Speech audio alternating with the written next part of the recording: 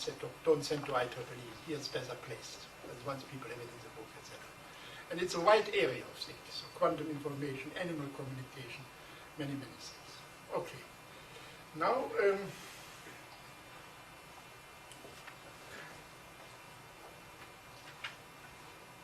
there is a list of references here.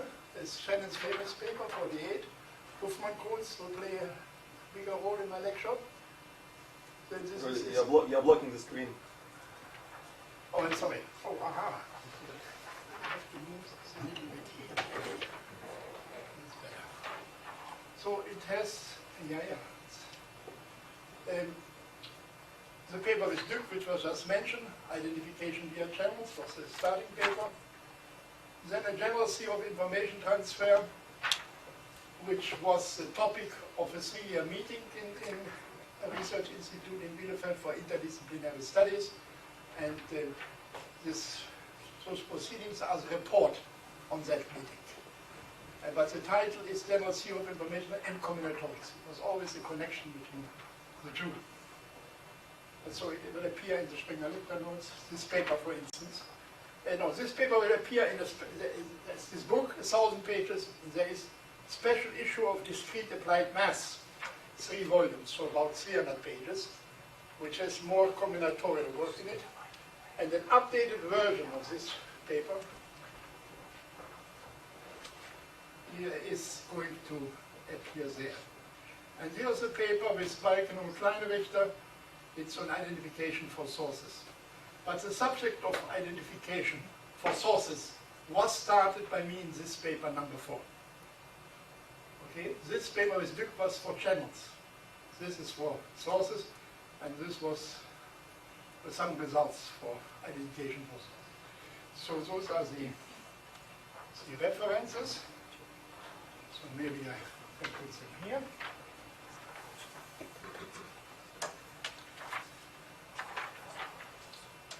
But there are many more to come. So, very rough scheme. You all know Shannon's channel coding theorem for transmission. We have to be very precise. When I speak about Shannon's theory, it's always transmission. When I speak about other things, there are other names. The general way to get information across somehow, I call transfer. So transmission is a special case of transfer, identification is a special case of transfer. But there are other ways of transferring information. So parallel to the channel coding theorem, we have another theorem with Duc, the coding theorem for channels for identification. I will present it soon. So that is one block. And I have to start there in order to motivate the concept of identification a little bit better. So I will start out with channels. And as I mentioned, later I introduced noiseless source coding. So this will be always about noiseless source coding. So you know channels. Shannon has 3 fundamental theorems: the noiseless source coding theorem, the channel coding theorem, and the rate distortion theorem. That is, very simply speaking, guys, the most basic theorem. And this is noiseless source coding. But it's done now for identification. And then we introduce several performance measures. And you will see that parallel to the Boltzmann-Shannon entropy in source coding, there is now a new information measure, which I call identification entropy, which measure performances rather well in identification for sources. So that is the general scheme.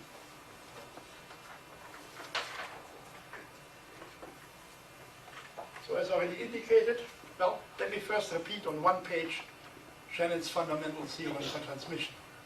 We are discrete memory channels, yeah? We are discrete memory channels. Sometimes it's also called Shannon theory. How many possible messages? Now we will be very precise in the beginning. How many possible messages can we transmit over a noisy channel? Transmission means there is an answer to the question, what is the actual message? People talk about information, they, it's in their words, like birth and death and love and everything we use every day, and they don't even think about it anymore. They say a bit of information is going this way, that way. but what they mean in a preciser sense very often is not clear. So you have to be very precise from the outset here. Otherwise you miss basic things. So that's why I phrase it as a question. What is the actual message? That's the question. There's a set of messages, M. One is given to the transmitter. He encodes it. It's represented by an input sequence for the channel. Sends it, some noise here, something comes out. The decoder, based on this observation, wants to say what the message is. He wants to answer this question. The message is such and such. That will be his answer. And this may be correct or may be false. So, some notation throughout. X is input alphabet, Y is output alphabet, and W is the stochastic matrix.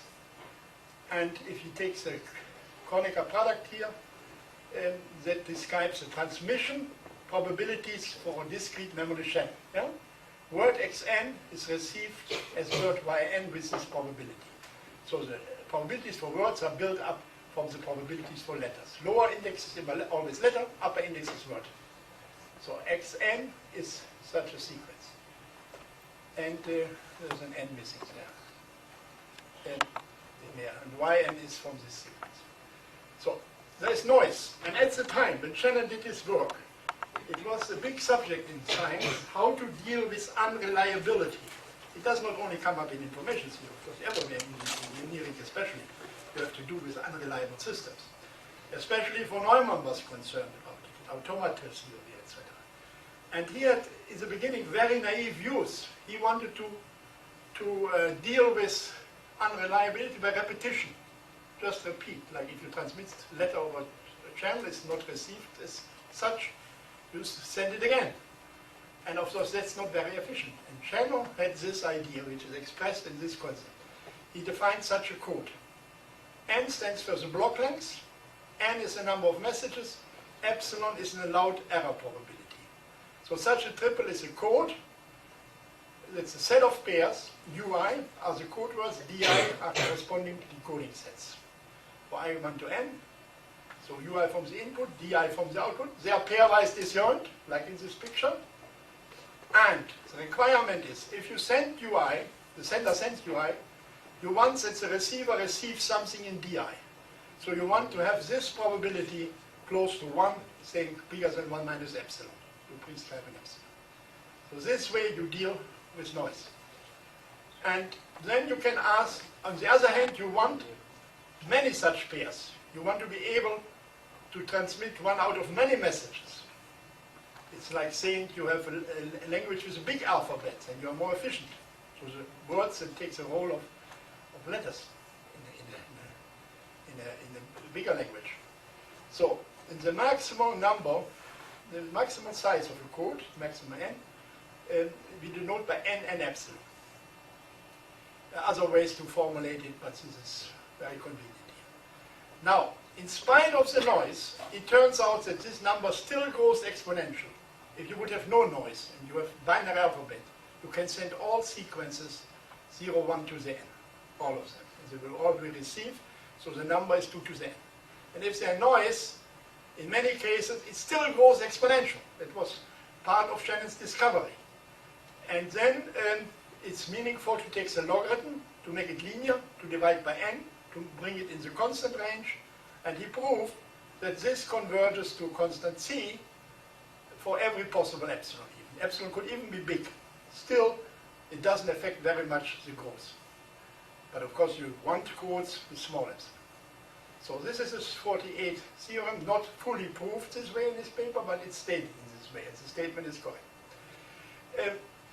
Now, moreover, he knows what this capacity is, this C. This capacity is built up from two quantities. You take a random variable with value in your input alphabet x. We call it capital X. H of x is the entropy, pi minus pi log pi, or px log px, sum to it. And there's a conditional entropy.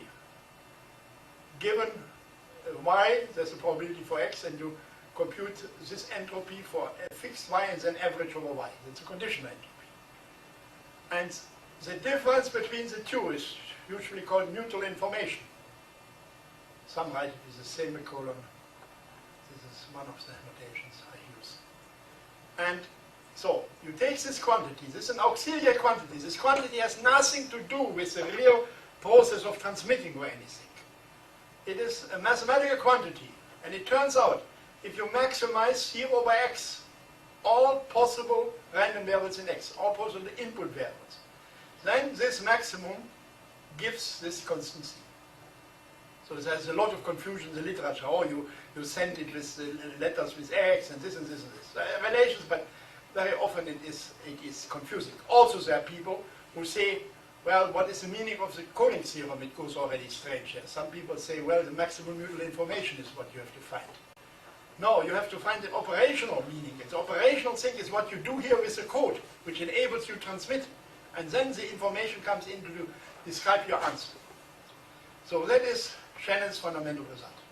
So again, here is the message. I is assigned the code for UI and so on, decoded.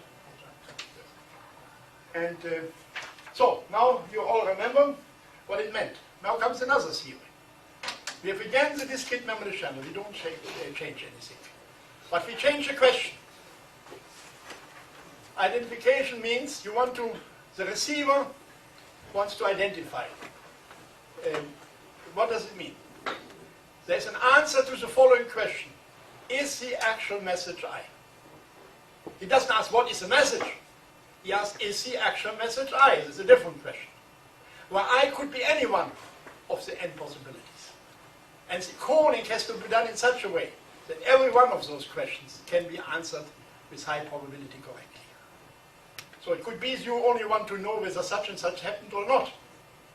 And when not, you don't care what it is. There are many such cases. That's identification, the presence of mind. So I can be any member of those. Now, here the picture is, you will see, the decoding says I don't keep disjoint anymore, I have more freedom.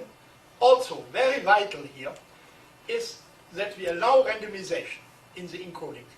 So a message I is not presented by a word, but more generally by a probability distribution on the input space. So it's from here. And this gives much bigger performance. If you do it for transmission, it's a little exercise to see that it helps nothing.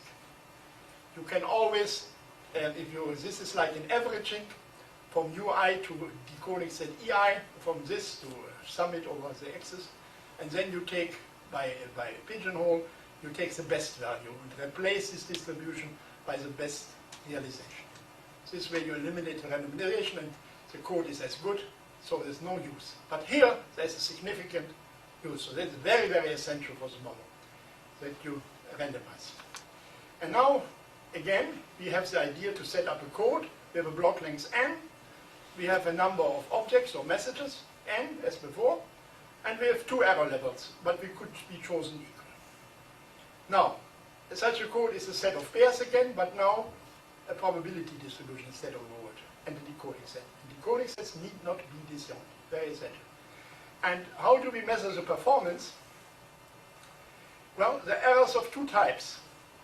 We send message I, we encode message I, and go to the complement of I. So the decoder who wants to know, who asks the question, is it I or not, looks at decoding set the I. He looks at what is received. If it's in the I, he says, yes, it's I. If not, he says no. Somebody interested in J looks at decoding set TJ and says, it's in there or not. Yeah? So that's a decoding scheme. It's the only task you have even. And in this case, you say no, because it's not in the decoding set. And this is an error of first kind, because you say no, even though it was there. I is there, but you say no because you end up in the complement. And this probability you want to have small. You don't want to reject if it's there. And the other hand, it can be in DI, and you say, yes, it's I. But it was really another element, it was J. So this is misacceptance. So you accept something even though it's not there. And this probability you also want to have, be small. So both errors you want to have small. It's very similar to hypothesis testing with two alternatives, the two kinds of errors. But here you don't have one hypothesis and alternative, you have many, many pairs, all possible IJs to be considered. That's the hold for all possible IJs. So that is the definition of a code, and now again, you want many objects or messages to be processed. for the same reasons before. Now, with Dirk, this paper which was mentioned there, well, we proved the following two theorems. AD refers to our initials. I call it the double exponent coding theorem. Now, it turns out that this new quantity grows much faster. It grows double exponential in the block length. Not exponential, but double exponential. So it's meaningful to take log to bring it down to a linear scale. One log, avoid one exponentiation, another log, your linear, divided by n. And you can prove it's greater or equal to c for every epsilon here. And on the other hand, if the error, first I proved if the error goes to 0 sufficiently fast, so exponentially fast, then you cannot go beyond this c. So that's why I call it soft converse, because it is a weaker form of a converse.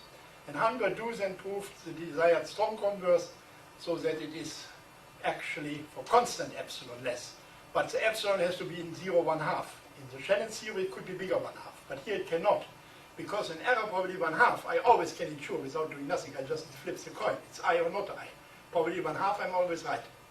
So there, here you have to restrict it to 1/2. And it turns out this constant, I had hoped for a new constant. It turned out it was Shannon's capacity, again. But second order, because double exponent. So I call it the second order identification capacity. And in Shannon's case, I speak about first order transmission capacity. There's another theorem which took, we have feedback. Feedback means the sender sends a letter, something is received by a receiver, and he gives back this letter in a noiseless way. So the feedback is noiseless. He gives it back to the sender, so the sender can use this knowledge for encoding. And there are two ways he can work now, which are meaningful. One is he uses a feedback but does not randomize, like previously we randomized. In the second case, it should be a capital F.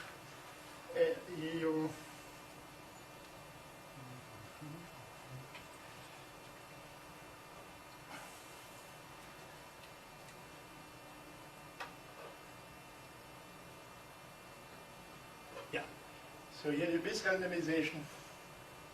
So and the answers are this. If you just feedback, you take your matrix, you choose the letter X, or it could be 2, but choose one of them, which has a property that its transmission probability has maximal entropy. No information here. Maximal entropy. If you randomize, instead of choosing a letter, he uses a probability distribution on X, P, and maximizes over P. Applies to P the channel that gives an output distribution, and you maximize the output distribution. And this quantity is always bigger than Shannon C, but it's optimum. And here we even prove directly, immediately, the strong converse and all this. So I didn't write it in this form, I just wrote the capacities instead of writing these limbs. No? But you could write this, the limbs, and then you converge to this and converge to this. What are the phenomena here? Feedback increases capacity. For transmission and the memorialist system, it does not increase capacity. It does affect a little bit the error performances, a little bit, but not rate-wise. Capacity is the same. Here it increases, so feedback helps. Also, let's suppose you choose an identity matrix. Then this quantity is 0. So the second order identification capacity is 0. First, of course, not. But second order is 0. Even though it's the best channel we know. But it's not in which sense the best channel? In the old sense, the best channel for transmission. But here, it's better. We have a noisy matrix. So noise can help. And you understand why there's so much noise in this world. Yeah? Where does the evil come from? Satisfy something good. So it's a little bit philosophical, but on a low level. But it's easy to remember. Read Voltaire about Leibniz, about the best of all worlds. That's the best way you can learn about the evil in the world. So noise can increase identification of a DMC in case of feedback. Another way of looking at it, we have this in game theory. Using randomization is like mixing strategies, and we know from game theory sometimes mixed strategy is better. Yes? And of course now in computer science, there are probabilistic algorithms. We know that using probability in algorithm helps performance and so on. So now it's well understood that how probability could enter here. So, and now I come to the third point, and that is, how can we understand those answers? And there's one way to understand, for instance, and that's how we also, the proof uses some of those ideas. This can be understood with the idea of a large entropy-wise random experiment to which sender and receiver have access. So you want to make a random experiment, sender and receiver. Both know with probability close to 1 the outcomes. And the random experiment shall be rich. One way of measuring richness is by entropy, yes? Another way of measuring is for sequences is by counting cardinality up to something of small probability, finally. So you measure richness. And here it says, and it turns out, this optimal richness which they can build, forget about identification, we only want to build a rich experiment. Let's suppose we are in this case. What would you do? Your feedback, the sender is not allowed to randomize. What can he do with the rest? The receiver only feeds back, that's all he can do. What can the two do to build up a rich random experiment? It says the best they can do is the sender chooses a channel, a letter X, and sends always this X, which has the biggest transmission entropy. The receiver then observes a process Y1, Y2, Yn, and because there's feedback, it's given back. So that's our common random experiment. They both know it and take its entropy, and that's its entropy letter-wise. So the biggest entropy you can produce. And you can prove, if you forget about identification, but just ask this question, that this is the answer, that is the common randomness capacity. And if the sender can randomize, then instead of choosing a letter, you use a probability distribution choosing it. So you choose a random sequence, x1, x2, xn. The sender gets y1, y2, and then feeds it back. And then it turns out entropy of y1, y2, and so on is the optimum. The x's you can forget. You can combine it with the x's. It doesn't give you anything bigger, but it's proof. It's nothing bigger than entropy of the y. It takes the proof. So both those identification, second order identification, have a meaning. What I said about common randomness is first order. They are first order quantities.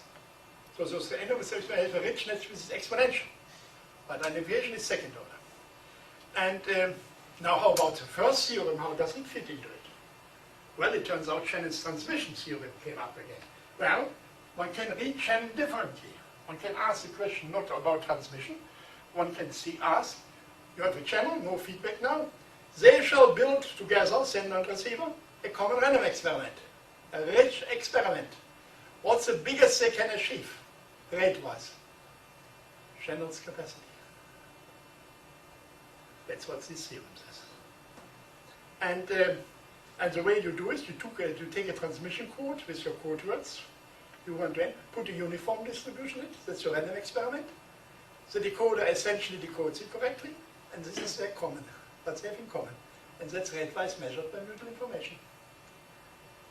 So this is, and from there I formulated a big principle saying entropy of a large common random experiment, first order, is always equal to identification capacity of second order.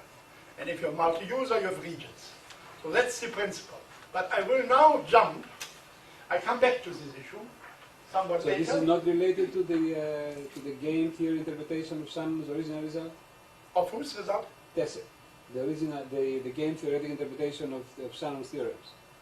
Of Shannon. Of Shannon's theorem. He said, is it not related to the game theoretic interpretation of Shannon's I don't know the game theory interpretation.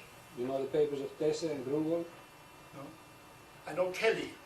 Kelly had a game theoretic, the application of game theory, like portfolio theory and so on, like Kova is doing. But I don't know any. It's a game of receiver transmitter against nature, so to speak. And it reminds me of what you said. Well, I have such a result in arbitrary varying channels, but the classical transmission theorem, that's for others models. But if you take the classical transmission theorem, there's no game there. One can make, I come to it later, okay? Game is used as a method, not that there is a game. Yeah, I understand. I have such a result also. Blackwell, Breimann, Tomasi. I come to it. Right. I come to it. But not at this point. At this point, there is As far as I can see, no variable. I think he's referring to this topso expression for capacity, which can be written as a max-min. So it's the smallest divergence bond. Yeah, you can write those quantity as a max-min. Yeah, that's what he's talking about. But it doesn't prove your coding theorem. No, I didn't say that. No, the quantity, of course, you can write as divergence with max-min. This is formula. Yes, yes, definitely. Yes, so let me say a few more things. What came out of this? One thing is a theory of approximation, mainly done by Verdoux and Hahn. And the following: if you prove for my theorem the first one, the converse, remember we encode messages by distributions. Now we have to show you cannot have more distributions than such and such. And it's not easy to prove because there are infinitely many distributions now. It's a big space. And there comes the following problem. You have distribution, it generates an output distribution, Q, on the product spaces, and you want to approximate P by another distribution, let's suppose, which lives uniformly on a set U. You take a set U, uniform distribution, which shall have the property that it generates another output, PU times channel, so that they are close.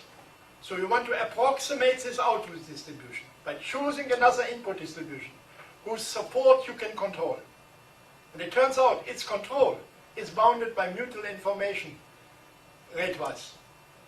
And since you have x to the n many sequences there, and you have s many subsets, so you get a double exponential bound, and this is part of the converse proof. This approximation problem is not easy.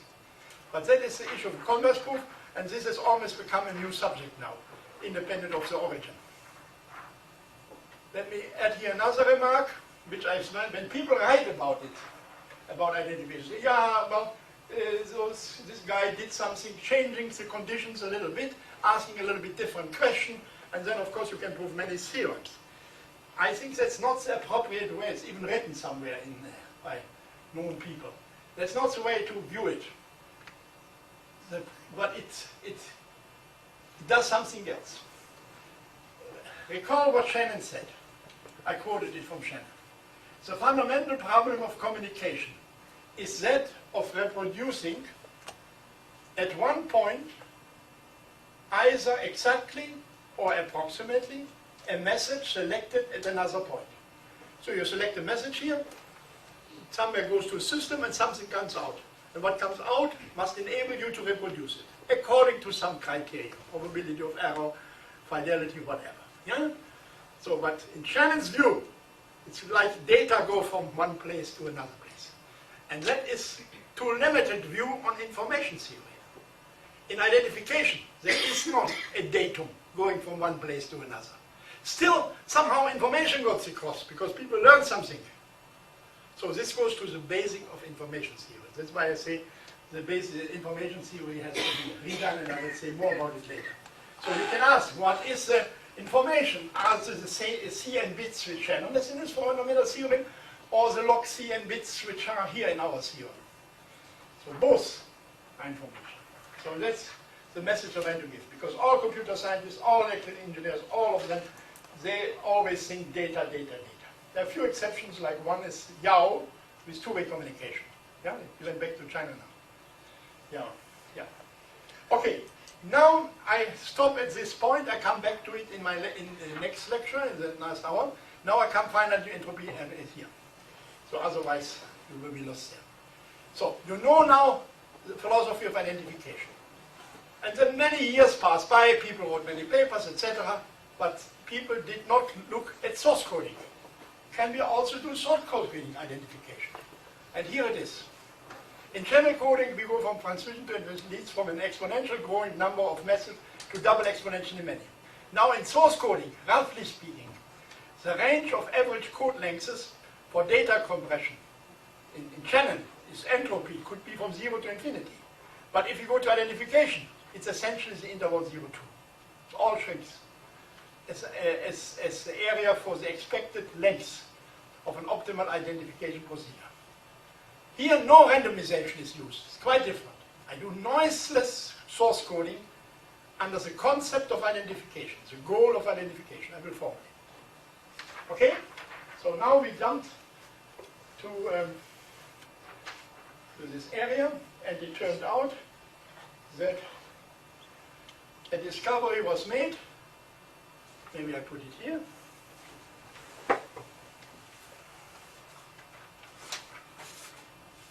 Yes.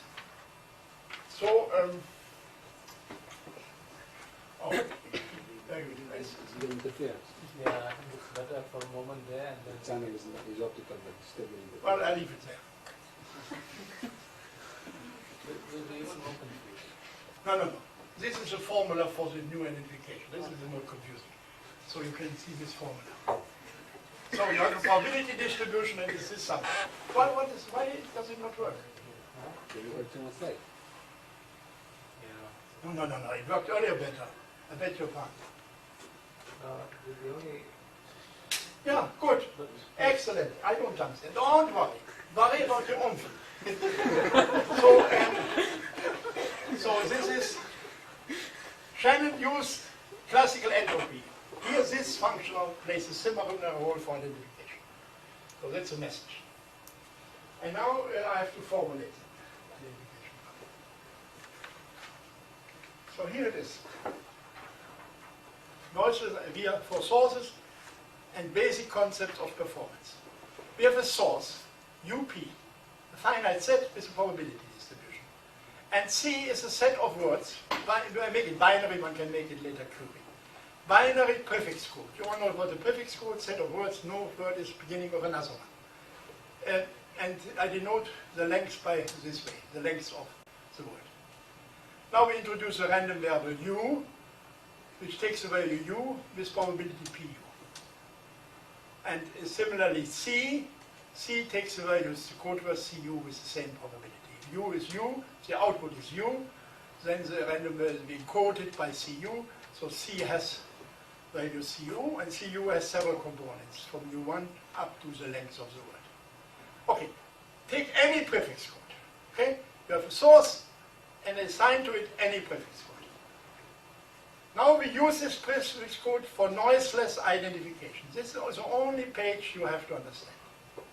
We use it for noiseless identification. That is, user u wants to know whether the sort output equals u. That is, whether C equals CU, the code word, or not. He iteratively checks whether C, he looks at C1, C2, it's a component, and compares it with what has occurred. And as soon as it's different, he stopped. He says, it's not me. And otherwise he goes on, and it could be up to the end, and then he says, yes, it's the word I was interested in. Somebody wants to know, is the output of the source u? And the source has an output. And he goes along and compares. If his word starts with 0 and what occurred starts with 1, he makes one comparison and says, no. So length 1 is done already. You can go home. And every u could be asked. And then we measure how long it takes him. And this is a random variable. This is a random variable. It depends on the distribution, on the code, and the u he is interested in. The expected number of checkings, LCPU. And so, I give an example. I used to tell it with secretaries, but secretaries often are lady, and then they say you are prejudiced. So now I made the taxi drivers because I need the taxi tomorrow. The secretary finished her work already. He wrote a check and everything. So that tomorrow I need a taxi driver. So we have 6 taxi drivers. Everyone has service with probability 1/6. You toss a dice, everyone has a number, 1 to 6. Depending on the outcome of the dice, decides who has service. Now, so there are 6 outcomes, U1, U2, U6. And let's suppose we use this prefix code here. So those leaves. We can represent any prefix code by a tree where the leaves are the code words. Yes? So, 0, 0, I come from left. 0, 0, 1, 0, 1, 1, 0, 1, 0, 1, 1. So that's my prefix code. We are going to use the 6 outcome. And now, let's suppose U2. U2 is the 1, 0, 0, 1. The one here. This is a taxi driver. He wants to know whether he has service or not. They are chosen with probability 1/6. So now you calculate his expected time. So he has to make one observation for sure. That gives him 1. Then, if it is 1, he starts with 0, he quits. But with probability 1/2, because there's 3 of them, he has to continue, because he will be here. And then with some probability he stops, and with probability 2, 6, so 2, 6 it goes on, he has to make another observation, and another length, and if you add it up, the expected length is 1, 5, 6. Okay? So if you would, the expected length, but the worst case length here is 3, but it averages faster. So if you always would read the output of the source and compare, then you should waste time. So people are better off by just looking at the tree, is it me? And look, oh, I go home. Next one can look, the tree stays there. Yes, we can, yes, and so, and for instance, does U5 have service? The question is, U5 wants to know whether he has service, and the outcome is 6. So this guy wants to know whether he has service, but what happened is 6. Then you can show that he has to, in the beginning he has to check once, he ends here, he has to check again, he ends here, and he has to ask again whether it is him or not him. Yes, it's not him, it's this one, but he has to go 3 times. So it could be bigger than 2. But the expected was less than 2. That's true for every possible U, not just for U2. So that shows you the saving. So if you have a very big experiment, it's fantastic saving. It's a fantastic saving. So in principle, in Shannon, the tree can be, as big as you wish, because entropy can go to infinity. It can be very big tree, many options. But the identification runs much faster. So then there are related quantities. We take the worst case now, probably the best quantity, by maximizing over all possible interests somebody might have.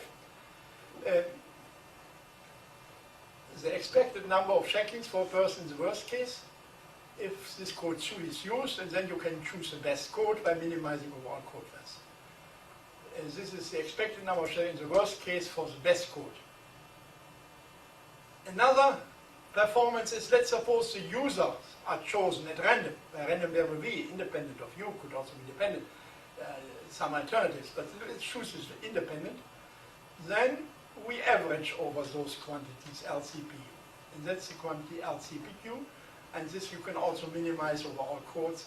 Then you get a quantity RPQ. Among them is the one where you take the average performance. And theoretically very interesting is if you choose P equal to Q. So the probability with which the user is chosen is the same as with the source output. Then you get LCPP and takes the minimum, which is always less or equal to the worst case. So this is probably something I put here for a while. I'm not doing you the favor to fall, because I watch this movie on New Year's, this English movie. Every year the same procedure, do you know? They show in Europe, every New Year they show this movie. Yes. The lady celebrates and all her former friends are all dead, but sitting there, and there's a waiter running around and gets more and more drunk and almost falls always. Yeah? Do you know the one? Every year the same. No? It's not shown in the States. I'm not watching TV that time. Yeah. Now, so there are performance criteria, and now here is, it's known that Hoffman codes minimizes the expected code length for prefix code, for every source. What it does, you order the probabilities and it puts always the smallest ones together iteratively. You can prove it's strictly best. It gets the minimal length, exactly. In case of identification, that's not true. There is a construction where Hoffman is not best. Also, there are several Hoffman codes. And for the Shannon model, it doesn't matter which one you choose. They all have the same expected length. For identification, it does make a difference. I will give you some examples. Yeah. Now, there was this paper which I mentioned earlier with Kleinrichter, etc. The content of that paper was before I had discovered identification entropy, that the worst case upper bound is 3 for every source in the world. Could have 1 million objects. The worst case expected length to decide it's this or this, not this, is 3. And this has been improved in a recent thesis of Christian Holp to 5 divided by 2, improving our construction, using Shannon Farmer code, not Hofmann code. And but still it's interesting to know how well Hofmann codes do. So there was a lot of experimentation on that with Hofmann codes, and I give you some of those here. So we stick for quite a while to uniform distributions on n. So then n is between 2 powers, and then if it's not an exact 2 powers, so then we have 2 levels at the end, and you can count how many there are, and there are those on the nth levels which have to be split to level n+1, those are called extended codes, and there are as many of them, it's just simple arithmetic, n-2 and many of them, and they are split and gives them 2n minus 2n times 1 from the highest level, and those are the remaining which are on the nth level, the second to last level. And our Hofmann codes for this uniform distribution differ only by the positions of those extended nodes. And you can count how many there are. No. But now, so the remarkable thing here, or whatever, is there at least is the fact, the choice of those extended nodes influences the performance criteria for identification. So identification is more sensitive at this point than Shannon's average length. So may I ask, yes? What is the significance of this number 3? So you're saying that number is true regardless of the size of the alphabet, right? The source of the source, not the alphabet. Source. Yeah. Alphabet is 2 here. Source. Yeah, you could have millions. And make your tree. And then you come. I want to know whether 15 occurs or not, following your code word. Yeah, going along the tree. You agree or don't agree? Often you don't agree and you're done. You're done very quickly. If it's half-half, you're finished already after half the story. Yeah? With 1. Yeah? And you imagine now 2 with 1/4. So think about geometric series. Then you get 1 plus 1/2 plus 1/4 plus 8. This gives you the idea. Yeah? Why it is so small. Yes? But it's an efficient, fantastic saving. So here we have the case n equal to 5. So, and now it can be calculated. It takes the longest when you are interested whether this, for instance, occurs or this. Those are a little bit faster. And here's the calculation. So LCP for this code and for uniform distribution. This is the worst case is 2.111. And here's the calculation. So you have to have in average, you have to do the average. There are 2, whatever, look, let me see what you say. 219. So with probably 4 nines, you make 1 observation and stop. Alternatively, you continue. Then there is 2 nines when you go here, and it stops. And you are here. Yes, and it stops. If the source output is somewhere here, it stops. Your question for tau stops here with 2 nines, 2. And then there's one which stops here, is 193, and then there are the 2 nines here at the end, where you have to ask the 4th question. And if you add it up, you get 2 plus 1 nines, 2.1111. Now, if you do this with the average of the probabilities, then you have 2 of those long ones, 2. This one is this one. Those 2 are those 1, and those 4 have same behavior, and you get 1.8. So you're always below 2. It can be proved. It's always below 2. It's not just an example. Gives the right view. Worst case can be a little bit bigger than 2. Now you can do n equal 10. What's the difference here? Now you have 2 extended ones. But here it makes a difference whether you put them both here or whether you would put this here. It's better to make it balanced So we can calculate. It's better to make the all Hoffman keys. For Shannon, they all have the same performance. Whether you put this branch here or here or here. It's all the same. By dedication, not. You have to watch that it is balanced.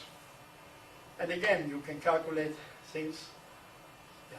And so, of course, this is one out of many, because you know, of 16 best Hofmann codes. The best are, you choose one on this side out of 4, makes 4. 1 out of 4 makes 4. So 16 are the balanced ones, and they're the best. So you develop ideas by experimentation. So here is this best, one best. They look like this, and then you see it goes down by 2.0. It goes drastically down. Yes. So so here you have a table for increasing n. Those are always below 2. And it's later a theorem. Here they can go beyond 2. And there are open questions here stated. But also is an example where Hofmann codes is not best. That's here. And that is here. You have 4 outcomes, n equal 4, probabilities, almost half. There's another one, we give 0, 0 plus. The 2 together have half. And the 2 others have a quarter, together half. Now, if you take Hofmann code, would be this one, which is described here. It puts here to have C1, then you have C2, C3, C4. It looks like this. And you get, well, what do you get? You get in PP length. If you average over P, it's very good here, this code, 133. And if to take average, now if you take this one, and you put the 4, the one with a small probability, together with a big probability, then this one has this performance. It is always 1.5 for every U, no matter what question you ask. It's always 1.5. That's interesting. And all 3 criteria give the same value, 1.5. But the PP is worse. It's 1.5, and this is better here. Yes, but Hofmann codes is better here, but it is not better like in the worst case. This is worst case 1.5. Hofmann code is worst case 1.7. Yes? So there are those differences, and several things to be analyzed. Now I state, just I put it down very quickly. Here's the result, which doesn't depend on the distribution, doesn't have to be uniform. There's still, for the average, a fairly good bound of order of 2, and this is order of 4, where you can catch things. But okay, this has a proof, and the proof was you do not count along the tree at every pass for every one of them. You count horizontally, yeah, and add it up. So there's a proof, and then you get this result. Yes. Now.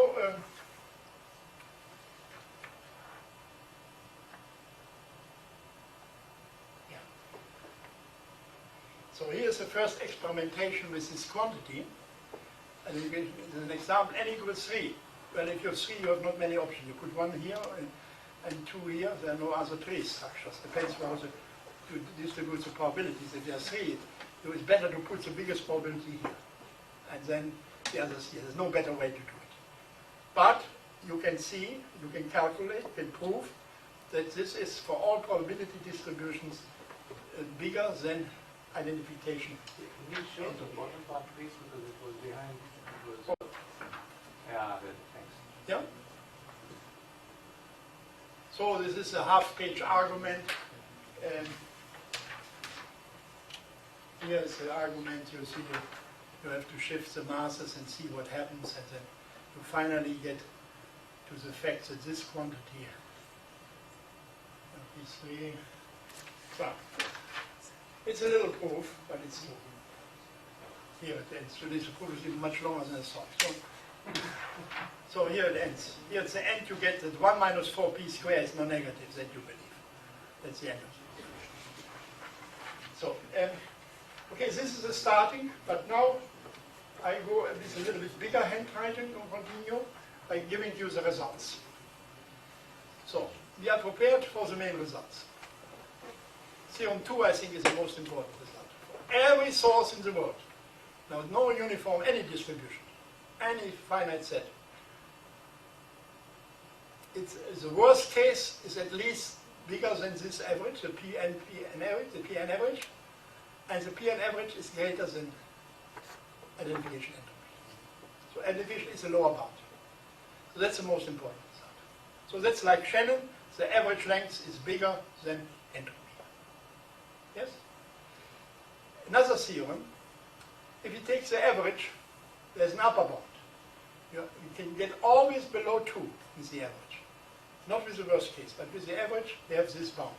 2 times 1 minus 1 over n squared. There's another theorem, which is similar to Shannon. If all probabilities are 2 powers, then there's an identity. That's also true for Shannon.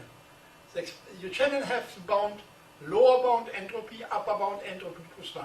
If you use as basic the logarithm of the alphabet size. Yeah? You have Q letters, you must use log Q. Then you are in Shannon between entropy and entropy plus 1. And so this is the lower bound. Here is an upper bound. You wish, we don't have an upper bound which says this plus 1, but that would be no good. Because in this world, 1 is, in a world of 2, 1 is big. You know? So you have to be better than that to convince. So this is, okay, and but if there are 2 powers, in Shannon's case also, they expect that you are between h of p on a p plus 1, but if all probabilities are 2 powers, then expected length is equal to the entropy. And this we also have here for the identification entropy, which is a very reassuring situation. That's theorem 4. Theorem 5, that is a good upper bound. You see, I cannot get it with 2 times 1 minus. I have a 1/2 here. Yes, but that I can prove for all distributions. And this you can use in turn to derive this, which is neat. So it's always less than, where Shannon has plus 1, we have here the maximum of the individual probabilities. So if individual probabilities are well all 1,000s, we have 1,000 here. Yeah? To be better than 1. Yeah? Yes. So it's not bad. But this is sharp. This is just more persuasive, this one.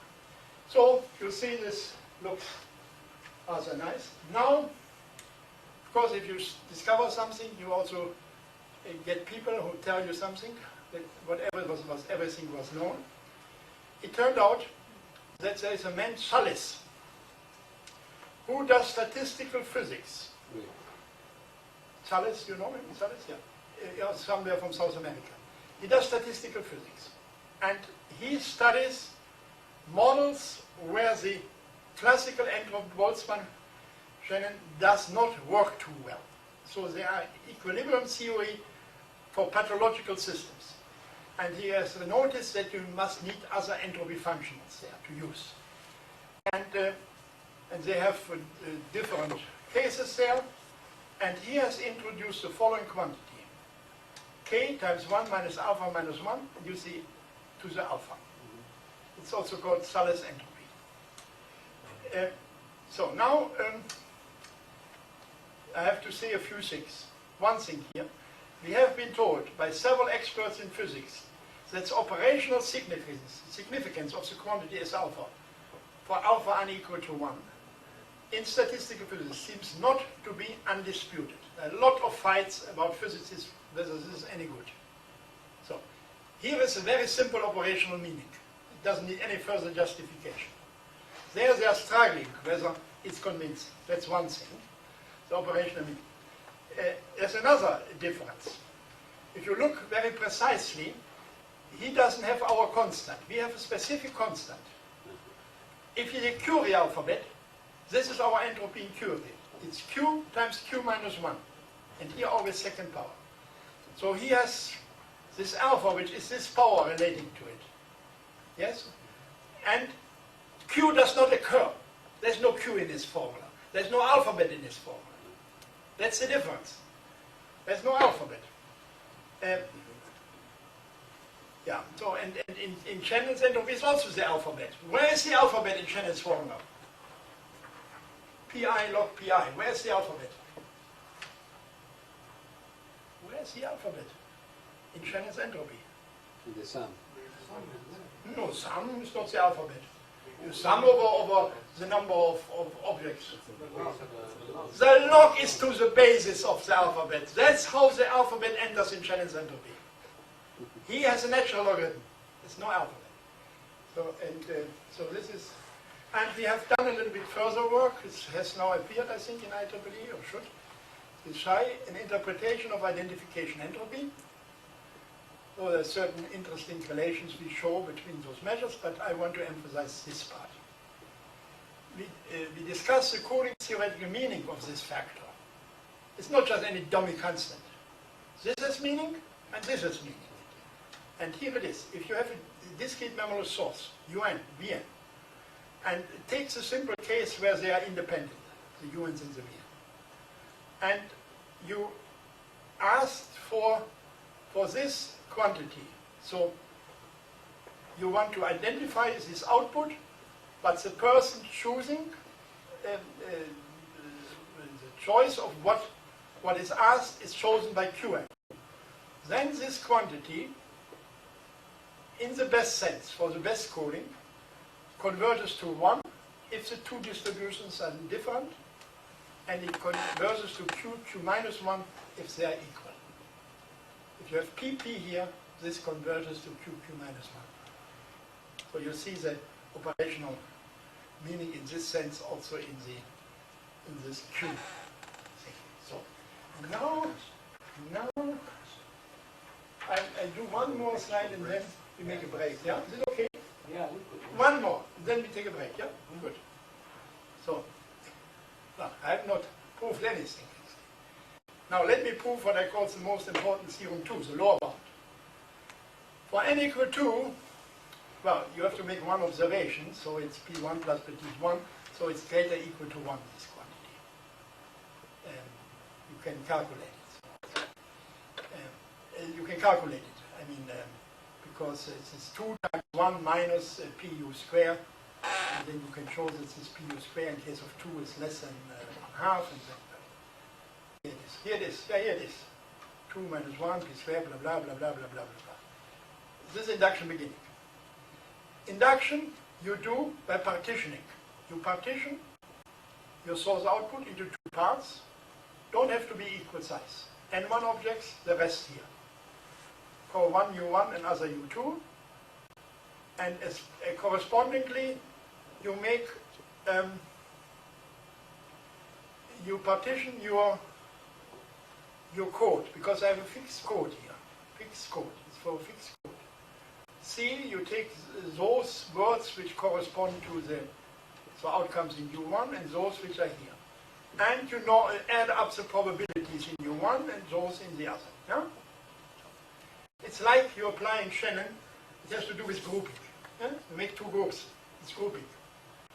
And then you can show that this quantity is greater. You normalize them in this class. So it takes this quantity times Q1 square, because when you put it in, and if you look, because there's a square somewhere sitting in the formula, you get this factor Q1 square for the one subcode, and also for another you get Q1, you get 2 Q square. And you get, because you split, you have to do one more observation. You make an observation, then you say I continue there, and continue in this part. So plus 1. So you have this lower bound, and now you apply the induction. You apply to this one, our entropy, times Q1 square, and here you also, plus 1. And now you collect this, so Q1 square times 2 here, Q1 square is here, Q2 square is times 1 here, and you get a 2, but it's subtracted, and then you get,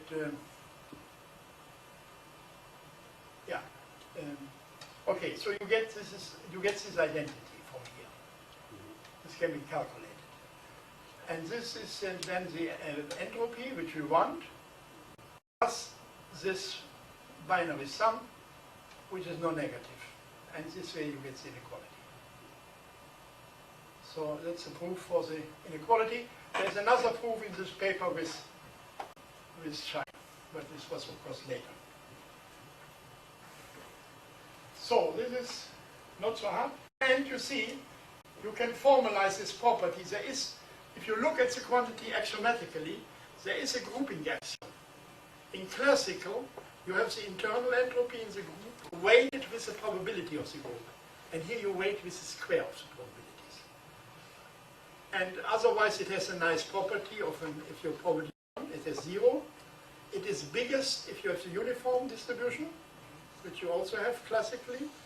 It increases with n and gets bigger. You have 1 minus 1 over n squared times n, 1 over 1n, converges into 1.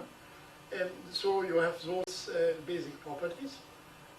And yes, and there is a generalization to L identification. That is this thesis by Heup. Maybe I have it here. No?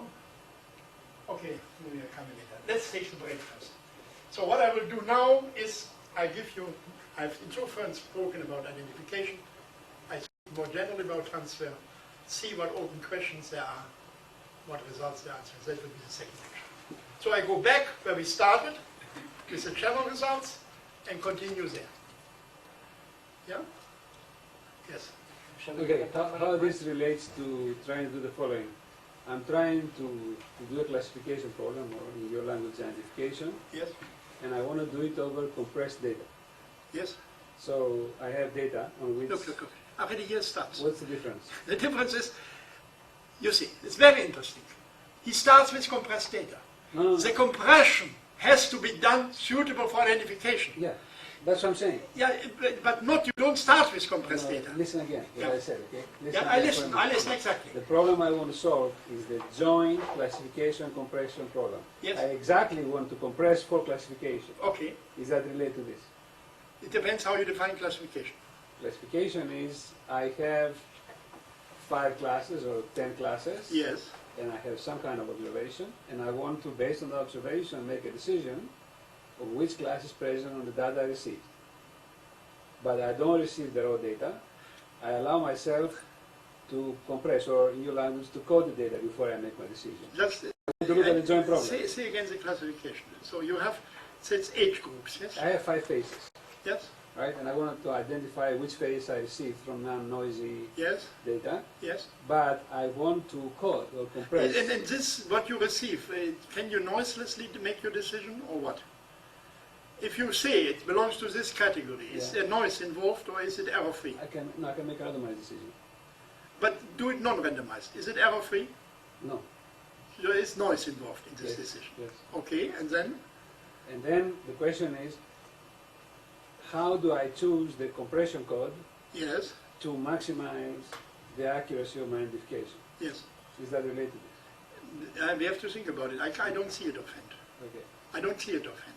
But what is very important, and that's why I stopped you at this point. It's very important. You have to do the coding in combination with your goal. Absolutely. But whereas other people say, oh, we compress our data, that's Shannon, and then we use those compressed data and answer our That questions. doesn't work. If you do this for transmission, for the transmission case, you cannot base it on Shannon's theorem. No, You cannot say, I first transmit and then see what I have transmitted and use it. It's suboptimal. It's way off. Yeah, way off. Yeah, and it's similar here. You have to do coding. But in principle, it is part of general information transfer. But you will see. I think the best is, are you still here? Second part, somebody wanted to go, had to go. Mr. That was a different man. Yeah, it was Mr. Markovsky. No, you will be here. Look, I will give you several models, and then it's the easiest for you. You try yourself. Oh, there it fits, or there it's the closest. Okay. It's not the same as this one, to begin with. I don't classify. I only ask a question. It's equal or it's not equal. Oh, okay. And anyone could be asked. So you ask whether the classification decision Here it is. You want to know, there are 100 ladies and 100 husbands.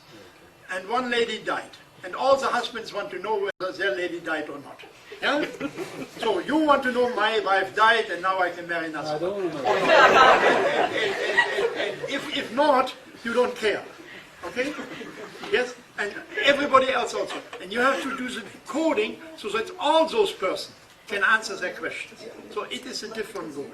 But in general speaking, that belongs into my frame of information transfer. So that you know where I'm coming from, you know Bob Gray, right?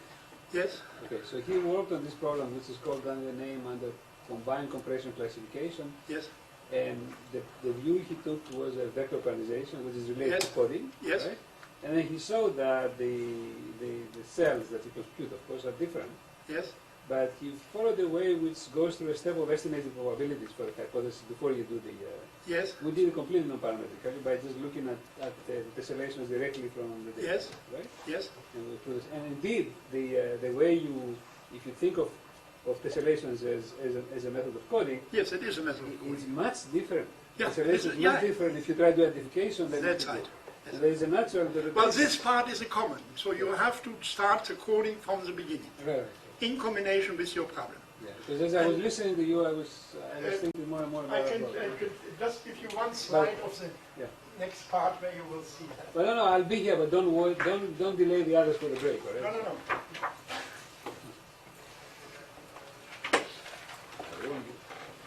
Okay, we will discuss it.